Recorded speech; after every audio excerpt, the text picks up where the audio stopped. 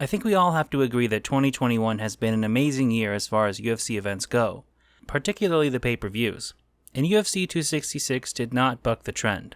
What an absolutely fantastic card. There really is no point in beating around the bush or doing anything but starting from the top with Alexander Volkanovsky versus Brian Ortega. Fight of the year candidate for sure, possibly the best featherweight title fight we've ever seen, and round 3 is definitely in the running for single best rounds in the sport, based purely on the drama. Leading up to the fight, there was some bad blood between Volkanovsky and Ortega due to their time spent on The Ultimate Fighter. I can't really comment on that because I didn't watch TUF. That being said, the friction between the two did seem to fire up Volk a bit because he came out really aggressive early. This wasn't the guy who was known for feinting, throwing a leg kick, and then darting back out again. He was throwing bombs at Ortega. As the rounds progressed, both fighters were mixing it up pretty well. Ortega was landing heavy outside leg kicks, while Volk was finding a home for an overhand right and some body kicks, as well as a left hook. In his aggression, he was getting caught by Ortega's counter left, though. Eventually, the disregard for Ortega's striking caught up with Alex in the third round, when he got dropped and Ortega pounced in a guillotine choke. Ortega's submissions are a thing of beauty. It's like watching a python strike its prey and start constricting. It happens so fast it's sometimes hard to comprehend what's going on. In that moment, I thought Volkanovsky was done. I think most people did. The guillotine was locked in. Ortega had mount. Volk's head was turning fucking purple, while he kicked his feet in what seemed like a fruitless attempt to stay conscious. But somehow he survived. Then he reversed Ortega and started dropping ground and pound.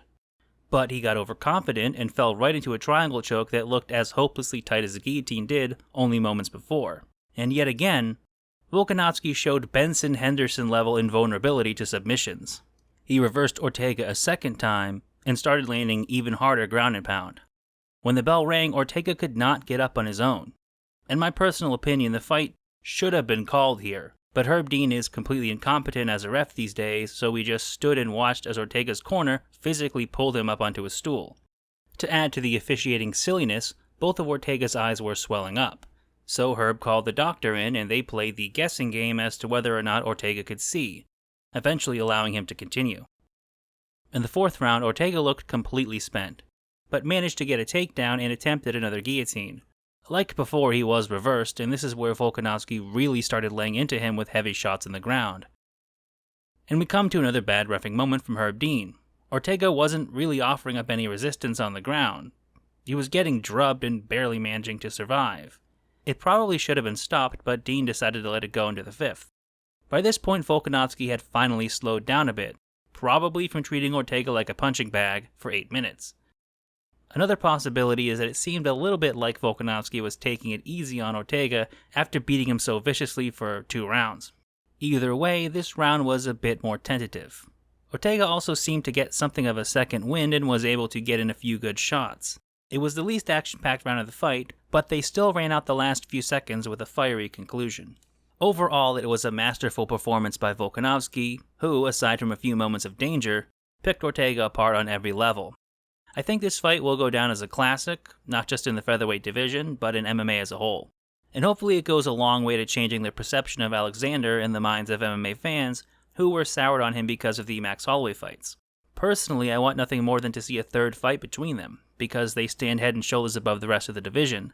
I think they could run that fight back 3 or 4 times, and every one would be a technical masterclass. Speaking of technical masterclasses and fighters that tower above their contemporaries, what can we say about Valentina Shevchenko versus Lauren Murphy? I guess Lauren Murphy survived longer than I thought she would. Honestly, the fight was one-sided as hell. It took Shevchenko a little while to get going, but Murphy had nothing for her anywhere, and she seemed to know it. Once Valentina started putting together combos like her 1-2 low kick, it was basically one-way traffic. Then Shevchenko started to land her takedowns and beat Murphy up on the ground. Really, the most significant damage Shevchenko took over the course of 3.5 rounds was when she tripped over her own feet. Then a minute later she dropped Murphy, then took her down, swarmed on her, and got the TKO. Technically as impressive as Valentina's performances are, I think we're at an unfortunate crossroads in women's MMA. Shevchenko and Nunes are so much better than the other women in their divisions that their fights are on a spectrum of utter dominance to farcical. They've beaten everyone of note in their respective divisions, And it's going to take a long time before any of the fresh faces at 125 and 135 are anywhere near ready to take on Valentina and Amanda, unless they are fast-tracked into one-sided beatings to keep the machine going. The only interesting matches for either of them is each other, but the only one who has anything to gain from taking that fight is Valentina, so unfortunately I don't think we'll be seeing a third fight anytime soon. I've probably spent more time talking about Shevchenko versus Nunes than Shevchenko versus Murphy, so I think we should move on to talking about what was basically billed as the people's main event, Nick Diaz versus Robbie Lawler. There were so many storylines coming to this fight. It was the rematch 17 years in the making. This was Nick Diaz's first fight after a 6-year layoff. Could he still compete? Would he look even remotely like the old Nick Diaz? As a fan who has watched Nick Diaz for years, it was also interesting to see the reactions of newer fans to the Nick Diaz pre-fight shenanigans, like deciding a week out that he wanted the fight to take place at 185 pounds. I don't think it would have been an exaggeration to say that this was one of the most hyped and talked about fights of 2021. The UFC literally uploaded the Lawler vs. Diaz segment from the UFC 266 countdown as a separate video, and it got almost twice as many views as the whole countdown episode. All that energy, all that hype, it manifested itself when Nick Diaz stepped into the arena and we got one of the biggest crowd pops I've heard for any fighter. Unfortunately, the fight did not live up to the hype. I won't lie and say that I thought Nick looked great. He looked slow and old. His approach to the fight seemed even more one-dimensional than it had a decade ago. There was no real pop in his punches. On the other hand, I thought his boxing still looked sharp for a guy who has been out of the cage for 6 years. Given all the circumstances, he was also putting up a pretty crazy volume of punches. But let's be honest, he was getting walked down by 2021 Robbie Lawler, a guy who hasn't looked close to elite in years. Then early in round 3, Robbie landed a shot that dropped Nick, and Diaz simply didn't get off the canvas. In his post-fight interview, Nick made a pretty odd statement about not knowing how the fight got put together, which kind of sounded like his management pulled something over on him. But uniquely for a Diaz fight, he didn't make any excuses. Maybe that will change over the coming weeks, but we can only wait and see. All in all, I thought the fight was good for what it was. 2 old junkyard dogs getting in the cage and putting on a scrap. Was it elite level for the UFC in 2021? Not even close. But it was something we may only see a few more times, if at all. Lawler and Diaz are 2 of the last guys from that golden age of MMA in the early to mid-2000s. Purely for nostalgia's sake, it was fun to watch them get back in the octagon and throw down. Where Nick goes from here is difficult to say. If he's planning to continue, I'd like to see him actually fight at welterweight. Maybe a fight with Donald Cerrone would be interesting. Or maybe give him to McSnapper as a big payday to ride off into the sunset with. Again, we can only wait and see. Now, I've droned on for quite a while, so I think I will keep my thoughts on some of the other fights a little bit more brief. Blades vs. Rosenstreak was okay, but I don't think we learned much from it. Blades still looks like the same fighter we've watched meander around the top of the heavyweight division for years now. He used to look like a prospect with all the tools to be a champion one day, but he consistently fails to put everything together. It seems like after about the first round, he stops mixing up his striking and grappling and starts falling after takedowns. He was just lucky that he was fighting somebody like Biggie Boy this time and not somebody who would punish him for naked shots. I felt a far better heavyweight fight on the card was Shamil Abdurakhimov versus Chris Daukaus.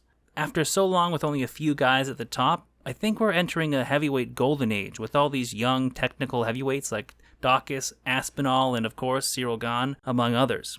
It will be a really interesting division to watch over the next few years. I don't have a ton to say about Entourage versus Cavillo. There was a pretty obvious power disparity between the 2 of them. Entourage walked through all of Cavillo's shots like the Terminator. The finish was a little bit weird because I don't think Cavillo was in that much danger, but it's Herb Dean, so you either get egregiously late stoppages / non-stoppages, or these head scratchers that make you wonder what is going through his mind at the time. Merab Dvalishvili versus Marlon Moraes was just insane. Moraes lands a huge knockdown in the first round and swarms on Dvalishvili. It really looked like Merab was out on his feet, but Keith Peterson let it go and Dvalishvili got the fight to the ground. From there, he was just hammering Moraes, and I honestly thought Marlon was knocked out for a bit. In the second round, Moraes seemed like he had gassed completely from trying to finish Dvalishvili. He got dropped, then taken down, and pounded out for a while. He briefly powered his way up, but it seemed to use the very last vestiges of energy he had, and Merab almost immediately took his back. Other than that, it didn't look like he was in the fight at all after round 1. And some nonsense Keith Peterson let him take a lot of unnecessary damage before stopping the fight. It's just kinda sad to see Moraes go on this skid after having such an impressive start in the UFC. He's probably getting cut after this loss, which might be the best for him. Hooker vs. Hackperast got off to a bit of a slow start, but it picked up in the second and third. I'm glad to see Hooker get a win, and given what they both went through in the lead up to the fight, I think they put on a great show for those last 2 rounds. I did feel a bit sad to see Roxanne Modafferi lose. She's an OG of women's MMA and one of the nicest people in the sport, but she had nothing for Taila Santos. Nothing on the feet, and she only managed to survive on the ground. There was also a noticeable gulf between them in terms of athleticism. Kind of a bummer, but in the words of Max Holloway, hashtag 10th Island, hashtag Blessed Express, it is what it is. As a whole, UFC 266 was a great event, and it continues the string of great pay-per-views we've had this year. As always, I want to thank you for watching the video, as well as liking, commenting, and subscribing. And a special thank you to my supporters on Patreon, who help make these videos possible. Thank you.